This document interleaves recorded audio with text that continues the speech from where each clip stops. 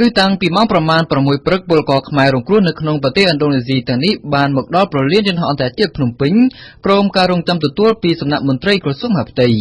ពលករខ្មែរទាំង213នាក់នេះត្រូវបានដឹកបន្តតាមរថយន្តរបស់អគ្គស្នងការនគរបាលជាតិមកជួបជុំគ្នានៅទីតាំងមួយរបស់ក្រុមហ៊ុន OCIC ជ្រោយចង្វាដើម្បីផ្ទៀងផ្ទាត់ឯកសារនិងសម្ភារៈផ្សេងៗមុនវិលត្រឡប់ទៅកាន់គេហដ្ឋានរៀងៗខ្លួន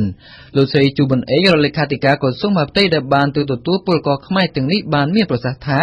ក្រសួងមហាផ្ទៃនឹងជួយជាមធ្យោបាយដើម្បីដឹកជញ្ជូនពួកគេទៅកាន់គេហដ្ឋាន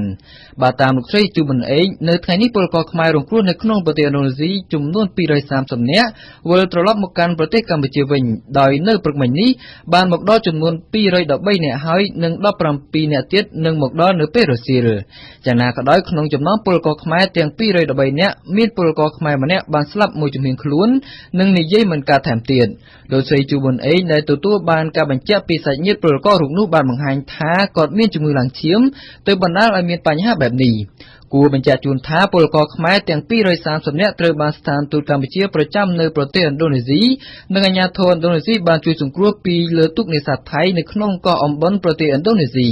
លោកស្រីជូប៊ុនអេបានគូបញ្ជាក់ថាមកដល់ពេលនេះពលករខ្មែររងគ្រោះនៅក្នុងប្រទេសឥណ្ឌូនេស៊ីចំនួនជាង400នាក់ហើយដែលត្រូវបានជួយសង្គ្រោះនិងបានបញ្ជូនមកកាន់ប្រទេសកម្ពុជាវិញស្របពេលជាមួយគ្នានេះស្ត្រីខ្មែររងគ្រោះម្នាក់នៅក្នុងប្រទេសចិននិងពលករនីរងគ្រោះ2នាក់ផ្សេងទៀតនៅក្នុងប្រទេសម៉ាឡេស៊ីក៏ត្រូវបានជួយសង្គ្រោះផងដែរហើយពួកគេក្រុងវិលត្រឡប់មកកាន់ប្រទេសកម្ពុជាវិញនៅថ្ងៃទី20និងថ្ងៃទី21មិថុនាចុងសប្តាហ៍នេះបើតាមសេចក្តីជូនដំណឹងរបស់ក្រសួងការបរទេសកម្ពុជានៅថ្ងៃទី18មិថុនា